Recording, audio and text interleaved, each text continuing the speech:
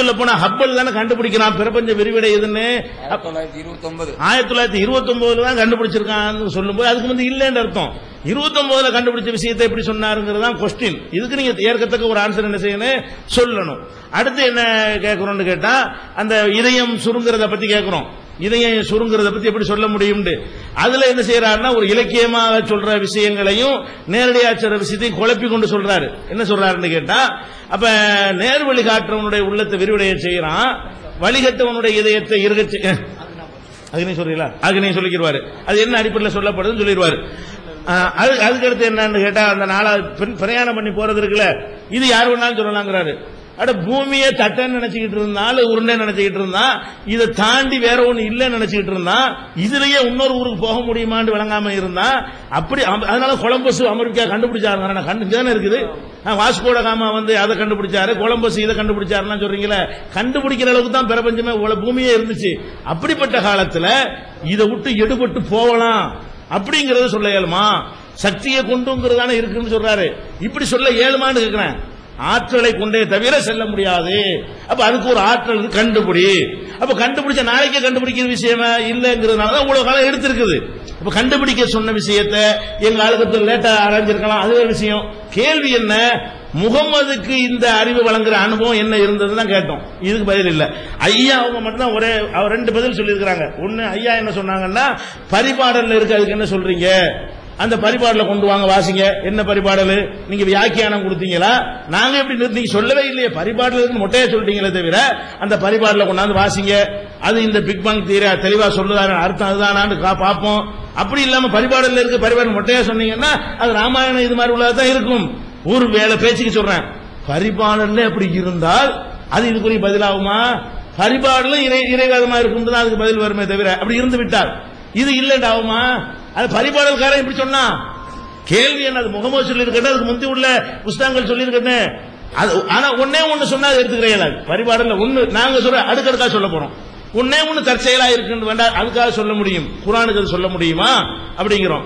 அவர் என்ன சொல்றாரு, ஐயா என்ன சொல்றாருன்னு கேட்டா வெற்றிவேந்தன் வந்து அது பழைய இஞ்சியில இருந்து அவர் எடுத்து கரெக்ஷன்லாம் நீக்கிட்டு அதை கரெக்ஷன் நீக்கக்கூடிய அறிவு எங்க இருந்துச்சு? அதான் கேள்வி. சரி இன்ஜின்ல எடுத்தான்னு வச்சுக்கிறோம், இன்ஜின்ல உள்ளதெல்லாம் தப்புன்னு அந்த கரெக்ஷன் கரெக்டா பார்த்து அதை மட்டும் ரிமூவ் பண்ணிவிட்டு இன்றைக்கு விஞ்ஞானிகள் சொல்ற மாதிரி உள்ளதை கரெக்டா தொகுக்கிறாருன்னு சொன்னா அது எதை கொண்டு முடியும்? அதாவது இன்ஜில் என்பது எங்க நம்பிக்கைப்படி கடவுளுடைய வேதம் தான். மனித சரக்கு விளையாடி விட்டது, அதுல சரியானது சிலது இருக்கலாம். அதுக்காக வேண்டி அது வேற ஆள் சொன்னதுன்னு சொல்லல. இவங்க என்ன அடிப்படை விளங்கி கொண்டார்கள்னா இஸ்லாம் நம்ம சொல்றோமே முகமது நபி தான் உண்டாக்குனதுன்னு விளங்கிட்டு தான் அந்த அடிப்படையை ஓடிக்கொண்டிருக்கிறது. நம்ம நம்பிக்கை அது இல்லையே. எங்க நம்பிக்கை என்னன்னு விளங்கி கொள்ளுங்க. நாங்க முகமது நபி இஸ்லாத்தை உண்டாக்குறான்னு சொல்லல. ஃபர்ஸ்ட் இந்த ஒழுக்கத்தை உலகத்துக்கு சொன்னவர் முகமது என்றும் நாங்கள் சொல்லவில்லை. இஸ்லாமே எங்களுக்கு என்ன சொல்லுதுன்னு கேட்டா முகமது ஒரு இறை தூதரு, அவர் மாதிரி அவருக்கு முன்னாடி நிறைய இறை தூதர்கள் வந்தார்கள், அவங்களை எல்லாம் கடவுளாக்கி விட்டார்கள். யாரெல்லாம் கடவுளை வணங்குன்னு சொன்னாங்களோ அவங்களை கடவுளாக்கி விட்டார்கள். அவர்களும் இதே மாதிரி போதித்தார்கள். ஃபர்ஸ்ட் மனிதன் ஆதமே முதல் இறை தூதரு, அவரே கடவுளை வணங்குன்னு தான் சொன்னாரு. அதனுடைய தொடர்ச்சியை தான் முகமது சொன்னார் நாங்க சொல்றோமே தவிர இதுக்கு முந்தைய யாரும் சொல்லலன்னு நாங்க சொல்லலையே. மதுபானத்தை பத்தி சொல்லல, அதை சொல்லல. வள்ளுவரை சொல்லியிருக்காரு, வள்ளுவர் மதுபானத்தை பத்தி சொல்லியிருக்கிறாரு. இன்னொன்னு சொல்லியிருக்காரு, நீங்க செய்ய மாட்டேங்கிறீங்களே, கொல்லான் புலாலை மறுத்தானை கைகூப்பி எல்லா உயிரும் தொழுந்தார், அதையும் கடைப்பிடிங்களா? வாழ்க்கையில எல்லாம் போட்டு விளையாடுறீங்களே, எல்லாம் பிரியாணி போட்டு சாப்பிடுறீங்களா? அதுவும் வள்ளுவர் தானே சொன்னாரு. அதே வள்ளுவர் தானே சொன்னாரு கண்டது மண்ணும் ஒரு நாள் அலர் மண்ணும் திங்களை பாம்பு கொண்டுட்டு இருந்தாரு. சந்திர கிரகணம் வந்து பாம்பு போய் சந்திரனை முழுங்குறதுனால ஏற்படுதுன்றாரு. அந்த காலத்து பிராணத்தை நம்பிக்கொண்டு தானே வள்ளுவர் சொல்றாரு. திங்களை பாம்பு கொண்டுட்டு சொல்ல முடியுமா? அப்படியே முகமது சொல்லல. மதுபான அருந்த வேண்டாம்னு சொன்னாரு. சரி, அதோட சேர்த்து சந்திரனை பேசும்போது எப்படி அவரை பேச முடிஞ்சு? அந்த நம்பிக்கை பாம்பு சந்திரனை முழுங்கும், அதான் கிரகணம் புராணத்தில் இருந்தது. சிவபெருமான் தலையில வந்து சந்திரன் இருக்கிறது, கழுத்துல பாம்பு இருக்கிறது. இந்த பாம்பு போய் என்ன செய்ய சந்திரனை முழுங்குது. அந்த மாதிரி ஒரு நம்பிக்கை இந்த மக்கள்கிட்ட இருக்கும்போது அதை ஒட்டி யார் சொல்றா? வள்ளுவர் சொல்றாரு. அந்த மாதிரி அதுக்கு பிந்தி வந்த முகமதியே சொல்லல.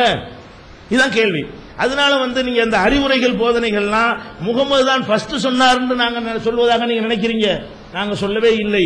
அதுக்கு முந்தின சில விஷயங்கள்ல உள்ளதும் குர்ஆன்ல இருக்கும், சரியானது இருக்கும். மனித கரங்கள் மாசுபடுத்தாம இருக்கும்.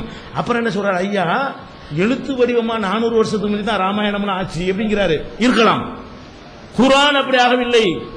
ஏன் குர்ஆனுடைய இந்த எந்த பிரதியை வைத்திருக்கிறீர்களோ இதனுடைய மூலப்பிரதி 1400 வருடங்களுக்கு முன்னாலேயே இருந்த நபிகள் நாயகம் காலத்திலேயே எழுதப்பட்ட அந்த ஓலைகளிலும் இலைகளிலும் மரப்பட்டைகளிலும் எழுதப்பட்ட மூலப்பிரதி இன்றைக்கும் துருக்கியில் உள்ள இஸ்தம்பூல் நகரத்தில் உள்ள மியூசியத்திலையும் ரஷ்யாவின் தாஸ்கண்ட்ல உள்ள மியூசியத்திலையும் அந்த மூலப்பிரதிகள் இன்றும் பாதுகாக்கப்பட்டிருக்கிறது.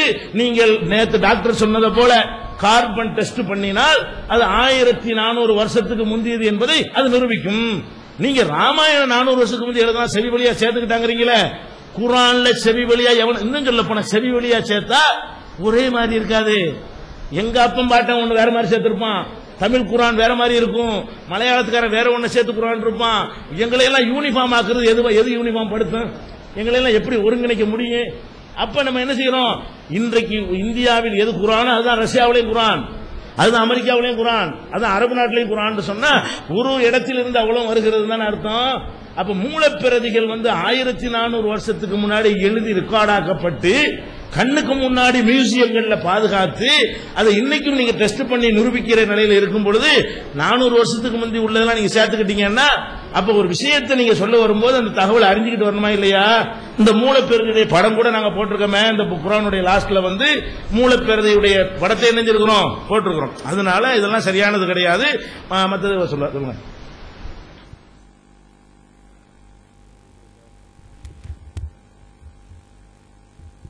அஸ்ஸலாமு அலைக்கும்.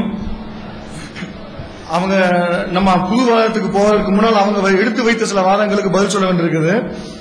நம்ம யா மஹ்ஷரல் ஜின்னி வல் இன்ஸிங்கிற ஆயத்திலிருந்து இறைவன் வானங்களின் பூமியின் எல்லையும் வானங்களின் எல்லையும் கடந்து செல்வதாக இருந்தால் சில ஆற்றல் தேவை என்று சொன்னான் என்று நாம் சொன்னோம். அதை அவங்க ஒழுங்கா புரிஞ்சுக்கிறாம என்ன சொன்னாங்க, வானத்துல விமானம் பறக்குது, புஷ்பக விமானம் இப்படிலாம் சொன்னாங்க. புஷ்பக விமானம் வானத்துல பறக்கிற மாதிரி தான். இது பறவையை பார்த்தான் விமானம் படைத்தான், நேற்று அவங்க தான் பாட்டு பாடினாங்க. இது இதை முகமது ஸல்லல்லாஹு அலைஹி வஸல்லம் அவர்கள் சொல்லியிருந்தாங்கன்னா நம்ம சொல்லிட்டு போயிடலாம், இது புஷ்பக விமானம் மாதிரி ஒரு கதை, பறவையை பார்த்தாரு அந்த மாதிரி ஒரு கற்பனையை அவரை கற்பனை பண்ணிக்கிட்டாரு அப்படின்னு சொல்லலாம். இது வானத்தில் பறப்பதை பற்றி அல்ல, பூமிக்கு மேல சும்மா பறக்கிறத பற்றி இல்ல, பூமியுடைய எல்லையை விட்டு வெளியே செல்வது, அதை தான் நம்ம பேசிக்கிட்டு இருக்கிறோம். விமானத்தில் பறப்பதை பற்றி நாம் பேசவில்லை. சேட்டலைட்டில் புவியீர்ப்பு சக்தியை கடந்து வெளியே செல்வது, சோலார் சிஸ்டத்துக்கு வெளியிலே செல்வதை பற்றி நாம் பேசிக்கிட்டு இருக்கிறோம். அதை அவர் கவனிக்கல, கான்சென்ட்ரேஷன் இல்லை, கருத்து கவன சிதறல் அவருக்கு. நம்ம என்ன பேசுறோங்கிறத கவனிக்க முடியல அவருக்கு. எதை நம்ம ஒண்ணு பேசுறோம் அவர் ஒண்ணு புரிஞ்சுக்கிட்டு இருக்காரு. இது ஏன் புரிஞ்சுக்கிட்டு இருக்காருங்கிறத நீங்க அடுத்த விளக்கத்தை அடுத்த கேள்வியிலிருந்து புரிஞ்சுக்கலாம். இதை சொல்லிட்டு அப்புறம் அவர் சொல்றாரு, இதுல எல்லாம் நம்ம அறிவியல் இருக்கிறதா எனக்கு தெரியலையாண்டாரு. இந்த பதில் நம்ம எதிர்பார்த்ததுதான். ஏன்னா நேத்து நம்ம எத்தனையோ விஷயங்களை சொன்னோம், இதெல்லாம் எங்களுக்கு அறிவியல் இருக்கிறதா தெரியலையே, இந்த பிக் பேங் எங்க இருந்து வந்துச்சு எப்படி வந்துச்சுன்னா கேட்டோம். இதெல்லாம் அவருக்கு அறிவியல் இருக்கிறதா தெரிஞ்சிருந்தா நேத்தே அவர் ஒத்துக்கிட்டு இருந்திருப்பார். அவர் ஒத்துக்கிறாதுல இருந்து அவருக்கு அறிவியல் இருக்கிறதா ஒண்ணுலயுமே அவருக்கு அறிவியல் இருக்கிறதா தெரியல. இதுக்கெல்லாம் காரணம் என்னங்கிறது அடுத்த பதில வரும். அடுத்து இதயம் சுருங்குறத பத்தி பேசணும். இதயம் சுருங்குறத பத்தி பேசணும் உடனே இதயம் இறுகிறது அப்படின்னு நம்ம பேசணும். அதுக்கு ஒரு அழகான வாதத்தை எடுத்து வச்சார். என்ன வாதத்தை எடுத்து வச்சாரு, உங்க பயான் எல்லாம் நான் கேட்டிருக்கிறேன், குர்ஆனுடைய வசனத்தை சொன்னா பாதியிலே நீங்க எடுக்க கூடாது, முன்ன பின்ன வசனத்தை வச்சுதான் அவங்க பார்க்கணும். இந்த வசனம் என்ன சொல்லுதுன்னா, ஒருவனுக்கு நேரொலி காட்ட அல்லாஹ் நாடினால் அவனது உள்ளத்தை இஸ்லாத்திற்காக விரிவடைய செய்கிறான், அவனை வழிதர செய்ய நாடினால் அவனது உள்ளத்தை வானத்தில் ஏறி செல்பவனை போல் கடும் இறுக்கமாக்கி விடுகிறான். இவ்வாறு நம்பிக்கை கொள்ளாதாருக்கு வேதனையை அல்லாஹ் வழங்குகிறான் அப்படின்னு சொல்லிட்டு அல்லாஹ் சொல்றான். இதுல 3 விஷயத்தை வச்சுக்கிறேங்க, 3ஆ பிரிப்போம். ஒன்னு, முஸ்லிமானவர்களுக்கு இதயம் சுருங்கலையா, அவங்களுக்கு உள்ளம் இருகலையான்னு கேட்கிறார், அதை வச்சுக்கிறேங்க. அடுத்தது, ஈமான் கொள்ளாதவருடைய உள்ளம் இறுகிறது அல்லாஹ் சொல்றான். சொல்லிட்டு 3வது சொல்றான், நம்பிக்கை கொள்ளாதவர்களுக்கு அல்லாஹ் வேதனையை இவ்வாறுதான் வேதனையை வழங்குகிறான்னு சொல்றான். இதுல என்ன வேதனை இருக்குங்கிறத நம்ம பார்க்கணும். இப்ப இந்த இதுல எல்லாம் இங்க சயின்ஸ்ல என்ன சொல்றானுங்கடா, அந்த ஆர்டிகல் அப்படி படிக்கிறேன் கேளுங்க. இது ஒரு article, shrinking hearts are why astronauts become dizzy and even faint when returning to Earth, according to Texas researchers. அதாவது வானத்து பூமிக்கு திரும்பக்கூடிய விண்வெளிக்கு போயிட்டு பூமிக்கு திரும்புறாங்கல்ல, அவங்க அடிக்கடி மயக்கம் ஏற்படுதான். விண்வெளியிலிருந்து திரும்பக்கூடியவங்களுக்கு பூமிக்கு வந்த பிறகு அடிக்கடி மயக்கம் ஏற்படுது. மயக்கம் போட்டுக்கிட்டு சில நேரங்களில் விழுந்துடுறாங்களாம். இது ஏன் என்று டெக்சாஸை சார்ந்த விஞ்ஞானிகள் ஆய்வு செய்யறாங்க. ஆய்வு செய்தது அவங்க தொடர்ந்து படிக்கிறேன். 2/3 of all returning astronauts experience a lightheadedness. அதாவது பூமிக்கு திரும்ப வரக்கூடிய விண்வெளியினருக்கு லைட் ஹெட்னஸ், அப்படி பறக்கிற மாதிரி, இந்த கஞ்சா போட்டா மேல பறக்கிற மாதிரி இருக்குமே, அந்த மாதிரி பறக்கிற மாதிரி லைட்